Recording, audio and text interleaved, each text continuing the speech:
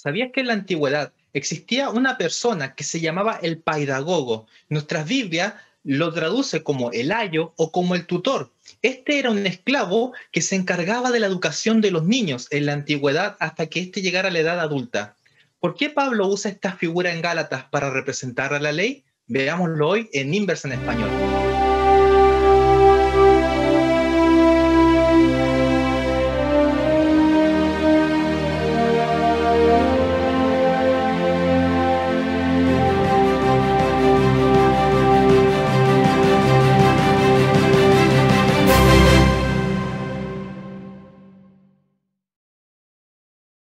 Hola, estás viendo Inverse en Español, un programa de Espacio Joven.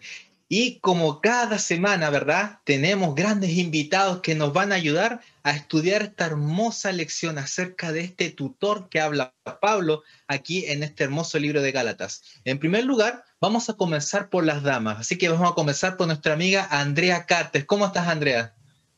Muy bien, Jan, gusto en saludarte. Como bien me presentaste, mi nombre es Andrea Carte y les saludo acá de la ciudad de Temuco y estoy muy contenta también de poder compartir junto a ustedes esta nueva lección. Amén. Muchas gracias, Andrea. También tenemos a una persona que ya nos acompañó, un amigo del extranjero, don Andrés Utrera. ¿Cómo estás, Andrés?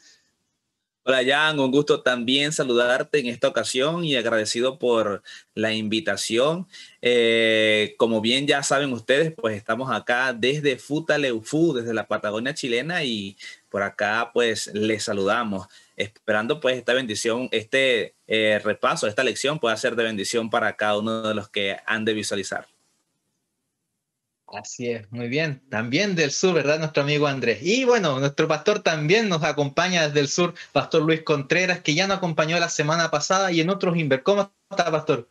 Hola Jan, gusto en saludarte. Para mí siempre es un privilegio estar acá en Inverse en Español y también saludar a Andrea y Andrés, que estamos juntos en este día para repasar la palabra de Dios pues, y aprender más cosas de la Biblia. Así es, Pastor. Muchas gracias. Pero, Pastor, lo vamos a seguir molestando un poquito para que también ahora nos dirija en oración, para que pueda pedir la presencia del Santo Espíritu y que sea Él el que esté aquí en este lugar, que nos pueda acompañar y pueda dirigir toda esta lección, por favor. Muy bien, vamos a orar entonces, ¿les parece? En este momento, Señor, estamos felices de poder compartir juntos una lección más de tu palabra para nuestra vida. Queremos pedirte que tú nos ayudes a entender cuál es el propósito de la ley en nuestra vida, cuál es la obra que tú quieres hacer en nuestro corazón y también para que nos ayudes a entender que esa obra finalmente eres tú quien la puede hacer.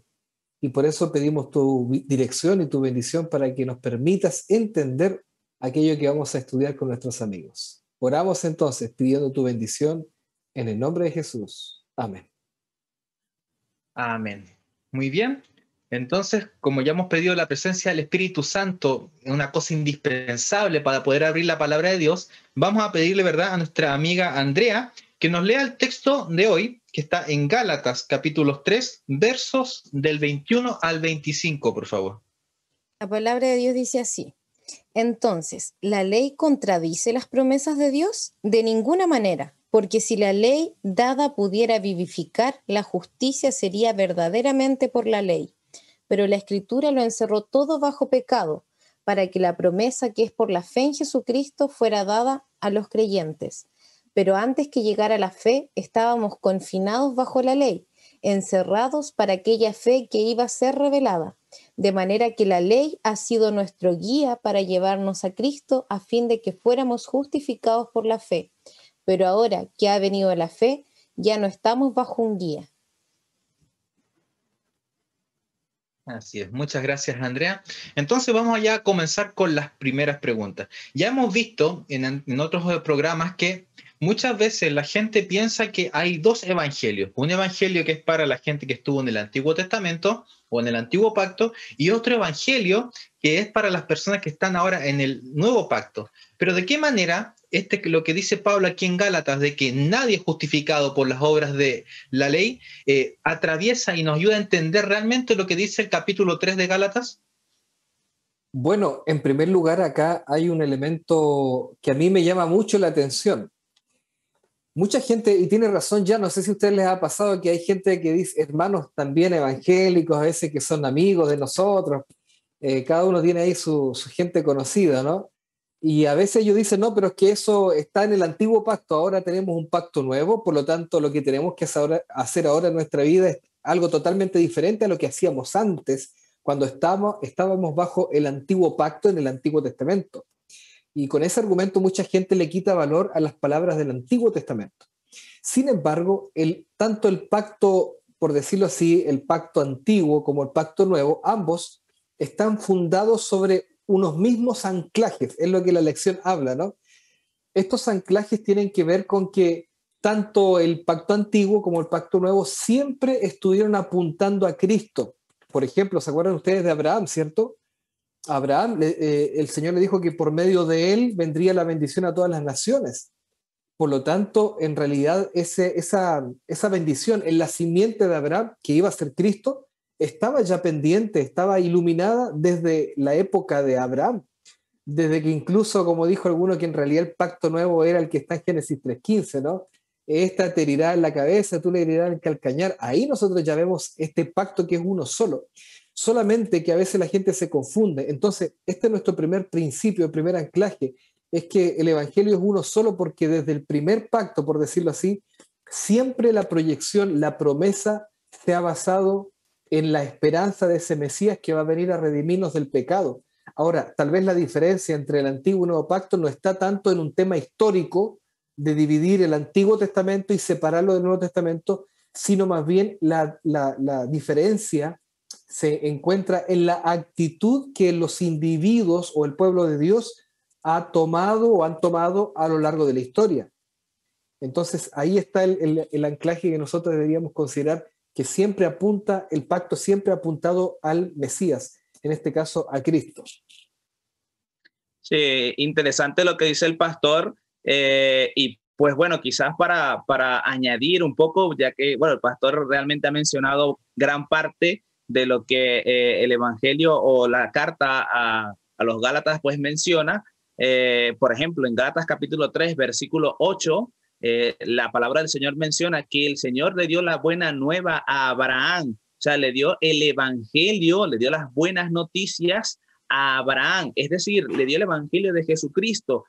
Abraham conocía de que la salvación era por Cristo, era por la fe en Jesucristo y que no tenemos que hacer absolutamente nada para nosotros obtener la salvación. Es una salvación que obra, es una salvación que nos ayuda a nosotros a poder obedecer, a poder llegar a estar en armonía con la ley de Dios. Y pues estos anclajes, este mensaje es el que nosotros podemos contemplar en la epístola a los Gálatas. Así es cierto.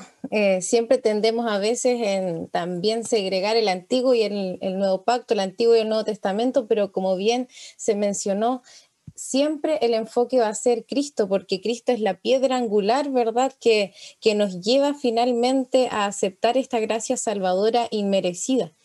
Y es importante también un texto de la hermana Elena que dice que finalmente esta norma que nosotros estamos destinados como a alcanzar, ¿cierto?, está al alcance de todos, porque dice que Dios nos ha provisto de elementos para que nosotros podamos llegar a ser semejantes a Él, y lo realizará en favor de todos aquellos que no interpongan una voluntad perversa y frustren así su gracia. Es por eso, cierto, que lo que tenemos que hacer también es dejar que Dios obre esa voluntad perfecta y maravillosa que Él tiene para con nosotros, como bien se menciona desde este pacto que hizo con Abraham, que está vigente también hasta nuestros días. Así es, muchas gracias por la respuesta. Ahora, me gustaría que pudiéramos responder la siguiente pregunta, es ¿cómo este antiguo pacto y este nuevo pacto, ¿verdad? Los dos pactos que Pablo habla aquí en Gálatas, sobre todo en el capítulo 4, que ya lo habíamos visto anteriormente en otro inverse, ¿verdad?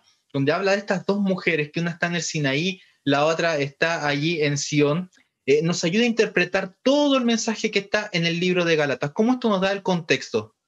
Bueno, esta es una muy buena alegoría que el apóstol Pablo le da a los hermanos que estaban en Galacia.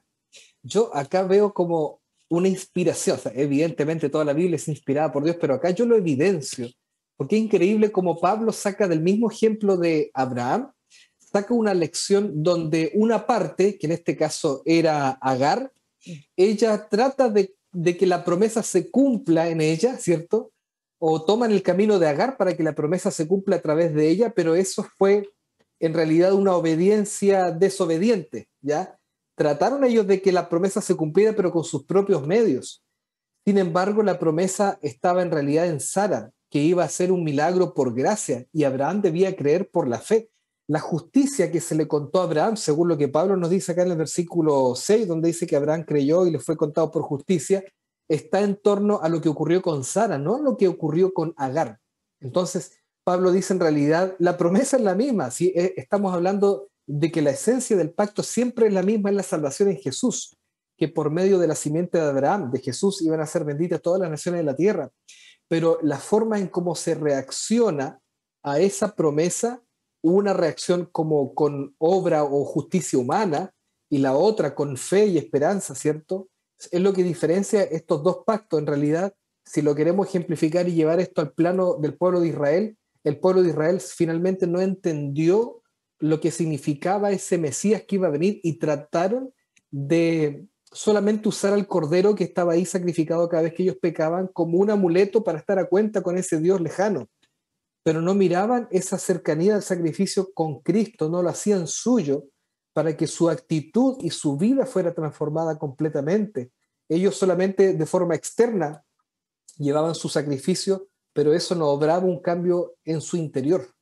Y por eso que Dios después dice que ese pacto que Él quiere hacer con sus hijos es el que pone la ley en el corazón, porque el pacto verdadero renueva la vida. Eso es lo que me llama la atención.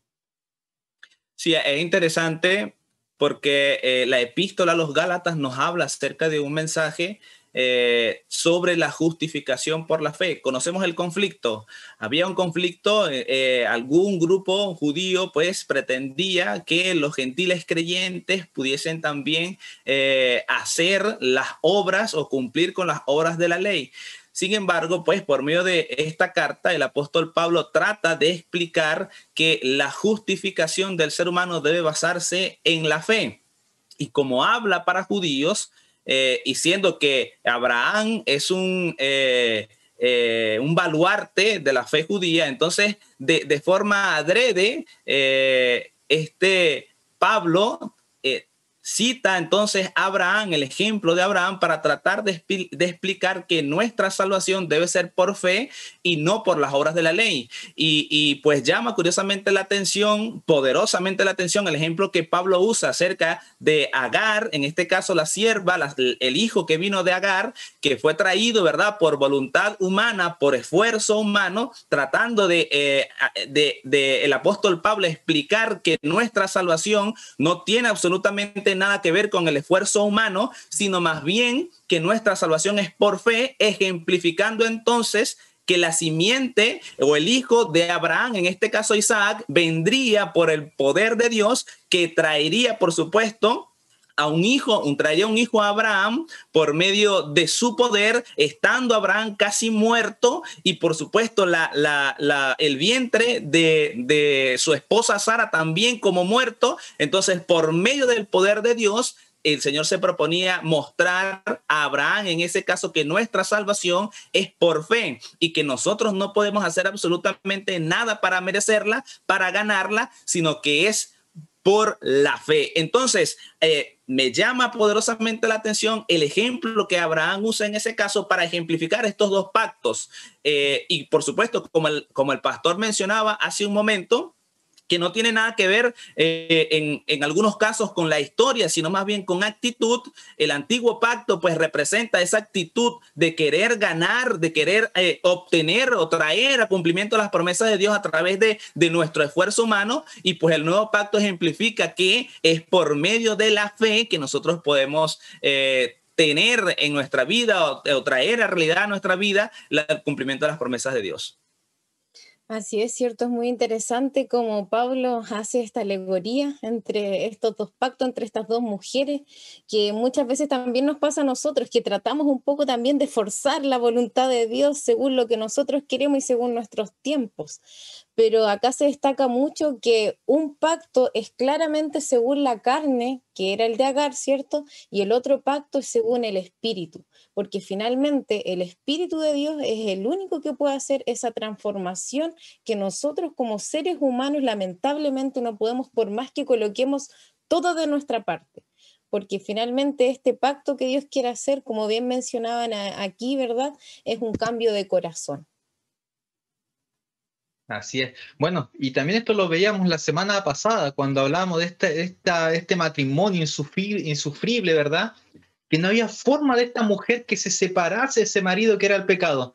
Y la única manera era muriendo y que el poder de Cristo la resucitase para que ahora fuera a casarse con ella y nos representaba a cada uno de nosotros. Nosotros también por nuestra cuenta no tenemos el poder para guardar la ley, pero es Él el que da el poder, ese poder de resurrección que hizo, ese poder de que le dio la habilidad o la capacidad a Sara de poder ser fecunda y poder dar un hijo en esa edad, de uno casi muerto, como verdad, como decía Andrés, tiene ese mismo poder para ahora también resucitarnos cada día y andar en sus leyes. Muy bien, sigamos avanzando entonces. Ahora, hay unas partes aquí en este capítulo que de verdad suenan un poquito extrañas y a veces llegan a hacer un poco de confusión. Por ejemplo, voy a leer el versículo 24 del capítulo 3 dice, de manera que la ley ha sido nuestro ayo, y acá está hablando del pasado, ha sido nuestro ayo por la fe en Cristo Jesús. Dice, porque todos los que habéis sido bautizados en Cristo Jesús, de Cristo habéis sido perdón, el 20, me equivoqué, dice, de manera que la ley ha sido nuestro ayo para llevarnos a Cristo a fin de que fuéramos justificados por la fe, pero venida la fe ya no estamos bajo ayo. ¿Significa eso entonces que ya no estamos bajo la ley? Que la ley, una vez que ya nosotros conocemos a Cristo, entonces la ley queda de lado. ¿Qué quiere decir esto entonces con respecto a los pactos? Bueno, igual acá hay un tema muy profundo que tiene que ver con la ley en parte, ¿o no? La ley siempre ha sido vigente porque es un trasunto del carácter de Dios. El hecho de que la ley diga tantas cosas que no está bien hacer significa que hay una norma moral, ¿o no? Entonces siempre de alguna manera nosotros hemos estado relacionados con la ley porque estamos relacionados con Dios. Solo que en el Edén perdimos la imagen de Dios, por eso nos cuesta tanto ahora obedecer al Señor. Ese es un conflicto en nuestra vida. Los reformadores de la iglesia cristiana, después de la reforma, por supuesto, del siglo XVI, ellos estudiaron este tema de la ley y, por ejemplo, acá hay algo que la lección menciona que dice que son los usos de la ley. El primer uso que la ley tiene es que es un uso civil o función, ¿cierto? Y refrena el delito en la sociedad en su conjunto, dice.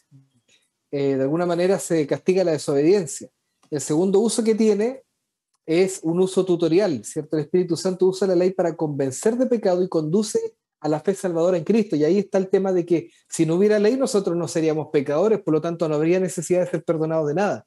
Es importante eso también. Y el tercer punto es que la ley tiene un uso didáctico normativo que de alguna manera se aplica a los creyentes que ya han aceptado a Jesús, que se dieron cuenta que la ley les sirvió para llegar a Jesús, pero cuando son bautizados de alguna manera, nosotros nos graduamos y empezamos una vida nueva donde Dios cambia nuestro corazón, y por eso es que ahí dice que la ley nos lleva a Cristo, pero una vez que nosotros estamos en Cristo, de alguna manera parece ser que esa ley ahora dice no estamos bajo ese ayo, porque en realidad Cristo está transformando nuestro corazón y nos ayuda a vivir conforme a su voluntad, porque Él transforma el corazón, algo que no pasó en la vida del pueblo de Israel en el Antiguo Testamento. Así es cierto, es importante igual destacar, como bien mencionaba ahí nuestro hermanito Jan al inicio, que era el tutor, que era ese ayo. Y como bien mencionaba ahí, los griegos tenían a esta persona que los iba guiando, que los iba encaminando y que la ley finalmente como guía, como definición, dice que dirige o encamina.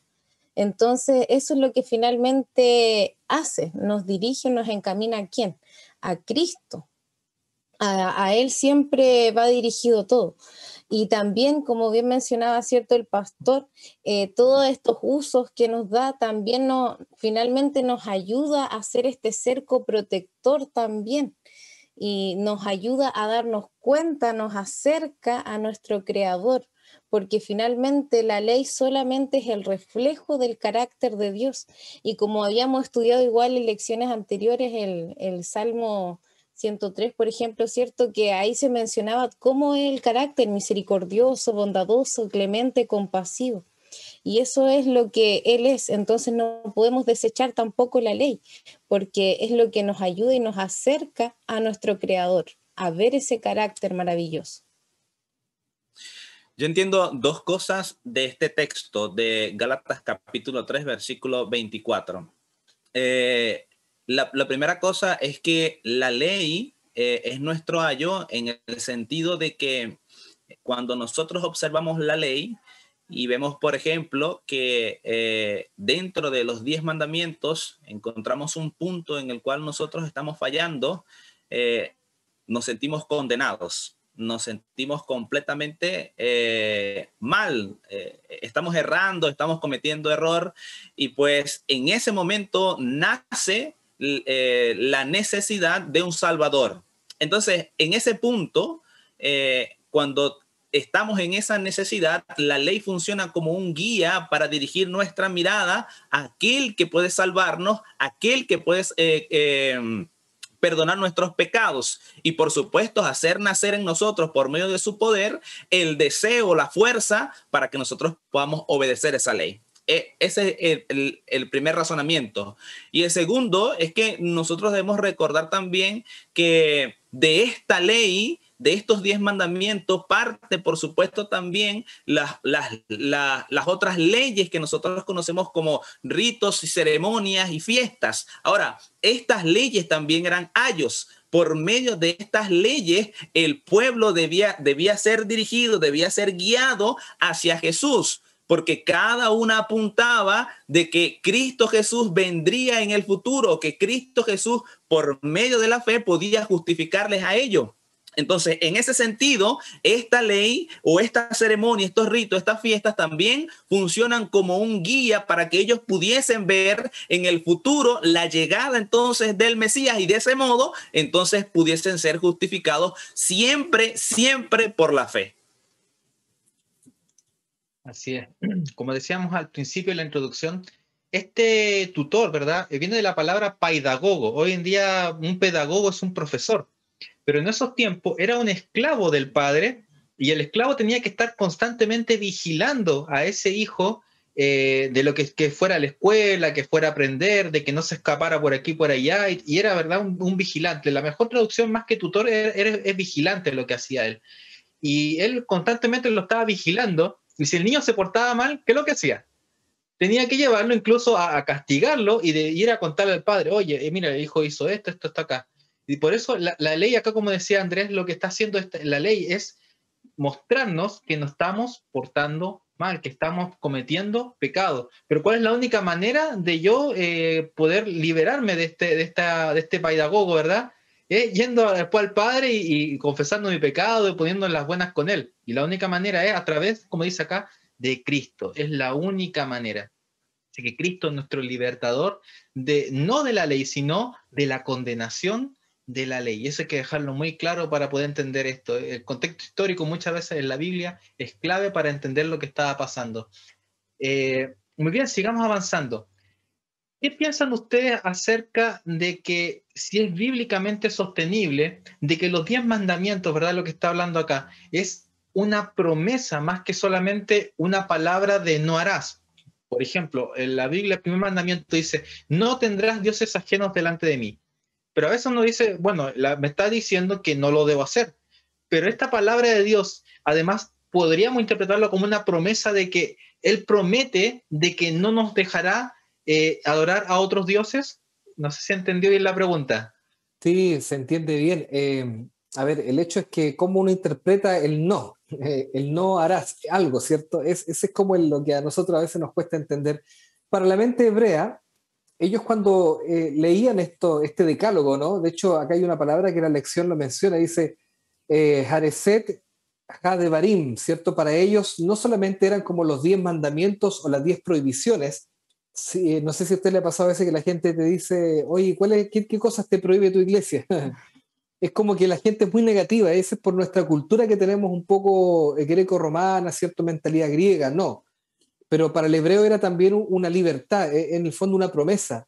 Es por eso que los hebreos no le decían los 10 mandatos o las 10 prohibiciones, sino para ellos eran las 10 palabras de Dios, porque es el concepto correcto y podría usarse como algo restrictivo, pero también como algo positivo, algo promisorio, es decir, no matarás. O sea, yo voy a colocar, como alguien dijo ahí, ¿cierto? Yo voy a colocar mi ley en tu corazón, mi Espíritu Santo en tu vida para que tú no hagas esto. En realidad, cuando Dios nos dice no matarás, no es que Él nos esté quitando el placer de matar a otro, sino también es porque Él nos está protegiendo a nosotros, ¿o no? De que no venga alguien a nuestra casa y nos quite la vida.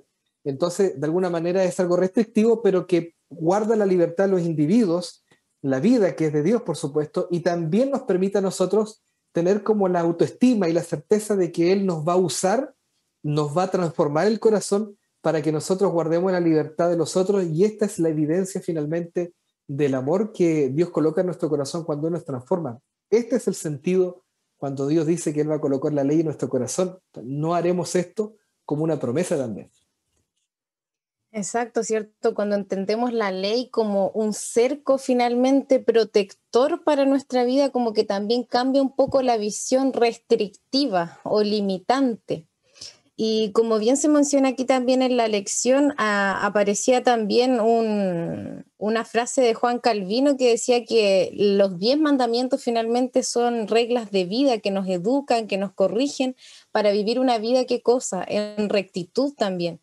Y también se destacaba allí el rol de la obra del Espíritu Santo que va en los creyentes santificándolos, ¿cierto? Para que vayamos como avanzando en estos niveles, para que nos podamos ir graduando también. Y después podamos decir, gracias a esa obra del Espíritu Santo, como dice el salmista, ¿cierto? En el Salmo 48, que el hacer tu voluntad, Dios mío, me ha agradado y tu ley está en medio de mi corazón. Pero en la medida que nosotros vayamos comprendiendo también de cómo esta ley no es una restricción, sino que es para nosotros, ¿verdad? Una ley de amor. Fíjense que hay algo interesante, mira, Romanos capítulo 13, versículo 10 dice que el cumplimiento de la ley es el amor. Y nosotros deberíamos observar en esos 10 mandamientos, pues, en una sola palabra, la palabra amor. Y primera de Juan, capítulo 4, versículo 8, dice que Dios es amor. Entonces, en ese sentido, la ley de Dios vendría a ser una representación del carácter de Dios. Y allí, precisamente, observamos nosotros el deseo de Dios de que su carácter, de que nosotros o que por medio de su poder podamos alcanzar la representación de su carácter en nuestra vida, que por medio de la ley entonces nosotros podamos alcanzar a que podamos ser o que podamos estar en armonía con su carácter. Y eso a mí me parece hermosísimo. Me parece hermoso el observar cómo Dios, al traer a su pueblo, ¿verdad?, de Egipto, con costumbres, ¿verdad?, egipcias, completamente perdidos en el sentido espiritual, entonces Dios les diga, mira, yo quiero lograr en ti esto, yo quiero lograr que tú seas amor, yo quiero lograr que tú puedas tener en tu corazón, en tu mente, mi carácter, y que entonces pueda vivir una vida completamente agradable. Así es. De hecho, la Biblia muchas veces usa esta imagen de que la ley es como un cerco protector. Cuando vamos al libro de Isaías, ya habla de la parábola de la viña. Dice, yo tuve una viña, compré, ¿verdad?, un terreno, le saqué las piedras, le puse un cerco protector para que no entraran los animales y la protegiera. Cuando Jesús habla acerca de su ministerio, su reino, también lo asemeja a un redil. Y el redil, que lo que es un cerco donde, ¿verdad?, estaban allí las ovejas protegidas de los animales, de todo. Entonces, muchas veces nosotros pensamos que la ley es restrictiva y que lo único que hace es prohibirnos. Pero siempre el Señor, cuando nos habla de la ley, es una ley de protección, que nos cuida, que nos ama y que nos hace andar en ello para protegernos de, como decía, de los animales, de las cosas externas que podrían haber. Entonces, tenemos que ver esta ley como algo de amor que el Señor nos deja para protegernos, incluso hasta de nosotros mismos. Muy bien, ahora vamos a ir hasta a la última pregunta, y es que esta experiencia de que se pueda escribir la ley en nuestros corazones, ¿la podemos vivir ahora? ¿Qué tenemos que hacer para vivirla? ¿O es que tenemos que esperar hasta que Cristo venga para que recién podamos vivir esta experiencia? Pareciera como un poco difícil, ¿cierto? Guardar todas esas normas, esas leyes o verlo de forma diferente como este cerco protector que estamos conversando. Pero cuando nosotros finalmente decidimos deshacernos de nuestra propia voluntad y entregarle esta voluntad a Dios, sí se puede, se puede, con la ayuda solamente, ¿cierto?, del Espíritu Santo, que Él vaya obrando en nuestros corazones y como decía el salmista también, David, que Dios vaya creando en nosotros un corazón limpio y que vaya renovando un espíritu recto. Y también hay una cita bastante bonita que dice que toda verdadera obediencia proviene del corazón. La de Cristo procedía del corazón, y si nosotros consentimos, se identificará de tal manera con nuestros pensamientos y fines, amoldará de tal manera nuestro corazón y mente en conformidad con su voluntad, que cuando le obedezcamos estemos tan solo ejecutando nuestros propios impulsos. La voluntad refinada y santificada hallará su más alto deleite en servirle. Cuando conozcamos a Dios como nuestro privilegio, conocerle, nuestra vida será una vida continua de obediencia y apreciaremos el carácter de Cristo y tendremos comunión con Dios. El pecado llegará a hacernos odiosos. Una cita del deseo de toda la gente, es cierto que es una cita bastante poderosa, que si nosotros entregamos y sometemos nuestra voluntad a Dios, finalmente el pecado nos va a resultar odioso. Éxodo 34 comenta cosas muy interesantes. Luego que Moisés en Éxodo 32 rompe las tablas del pacto, las tablas de la ley, entonces Dios en Éxodo 34 le dice, toma 2 tablas más y sube para entregarte las 10 palabras nuevamente. En ese momento Moisés hace una petición de que desea ver la gloria de Dios. Y cuando Moisés sube al monte y Dios le permite ver su gloria, que en ese caso, en ese momento, pues Dios pasa delante de él y pronuncia su nombre, que por supuesto estaba acompañado acerca de los atributos de su carácter. Entonces, en ese momento, Moisés contempla la gloria de Dios. Y 2 de Corintios capítulo 3, los últimos versículos, el apóstol Pablo interpretando este acontecimiento, nos da la lección de que de la misma forma como Moisés contempló en aquel momento y su rostro fue iluminado, podemos nosotros también con rostro descubierto contemplar la gloria de Dios y de esa forma, querida familia, poder crecer de gloria en gloria y por supuesto las promesas del pacto han de ser cumplidas en nuestra vida, de que la ley de Dios ha de ser escrita en nuestros corazones y como decía Andrea hace un momento, por impulsos humanos podemos nosotros poder cumplir la ley de Dios o guardar la ley de Dios porque es Cristo por medio de su poder quien hace que nosotros podamos obrar cada una de estas cosas. A mí me llama la atención de que esto implica decisiones que nosotros tenemos que tomar también.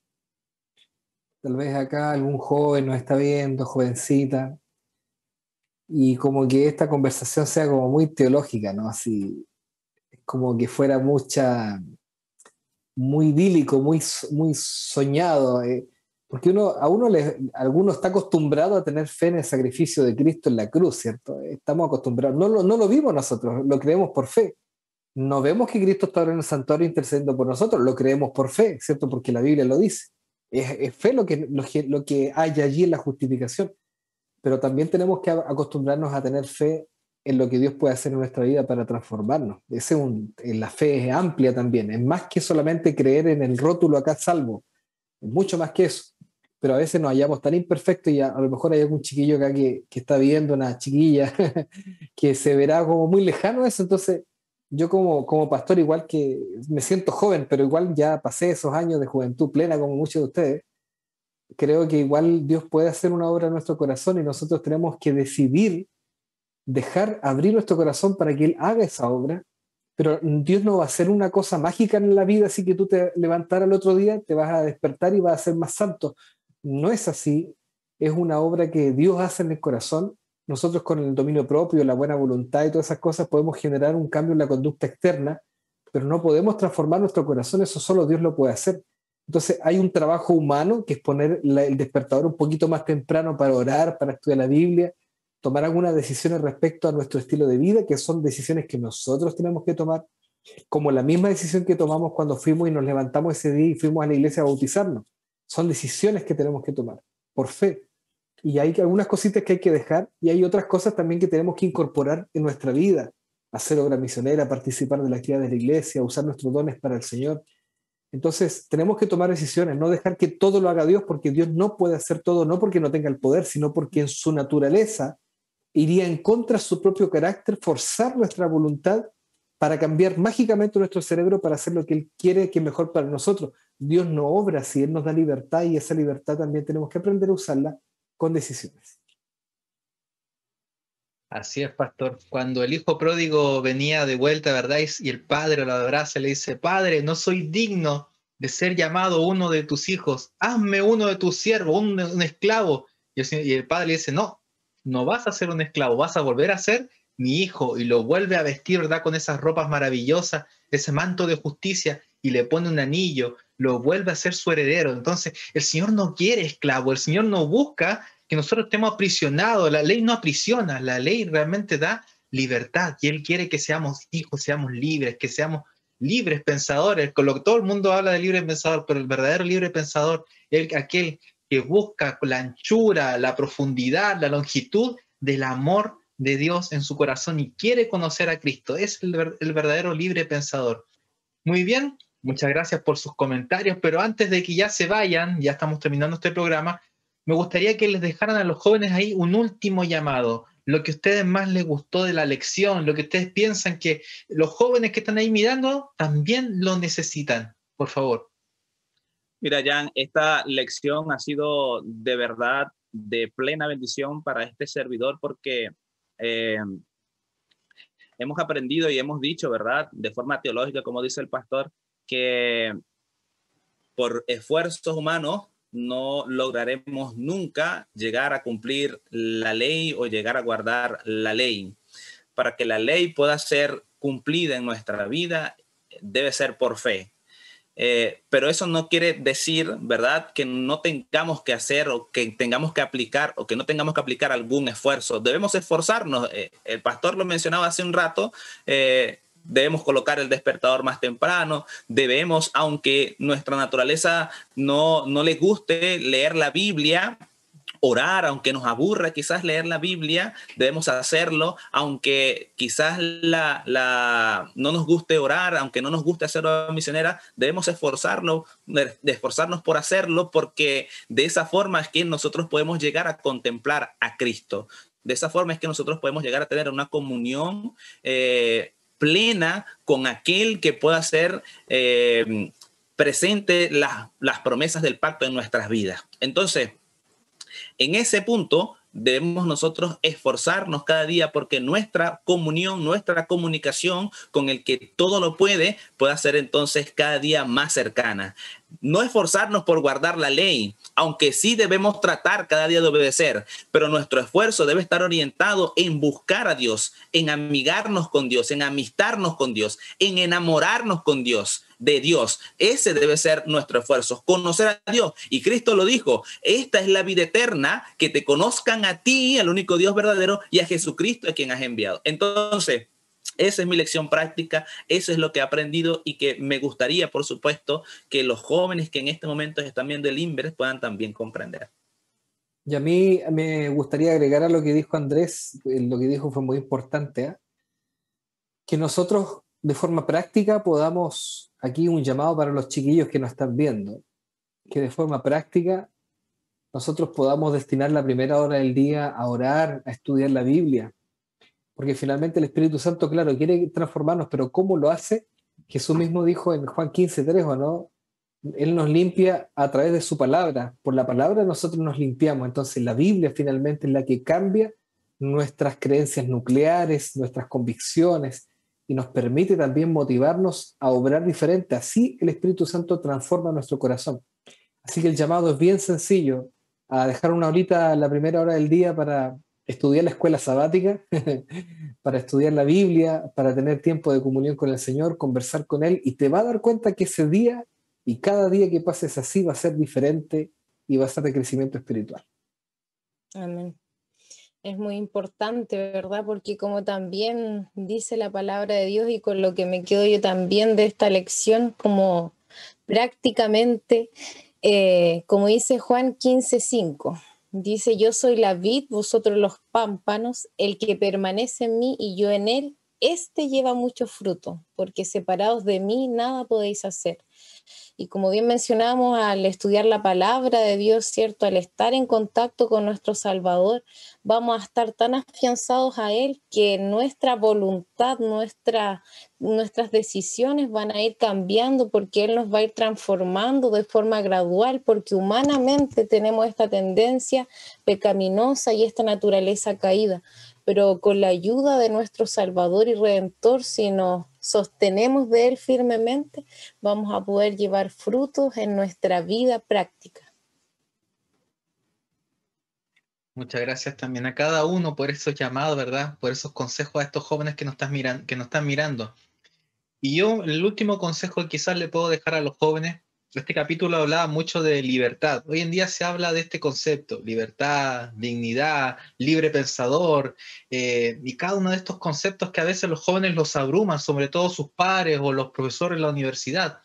Y a veces te dicen: oye, deja esa religión, es una esclavitud, deja de ese libro, porque es un yugo que estás llevando, que no te deja pensar, no te mete en un círculo.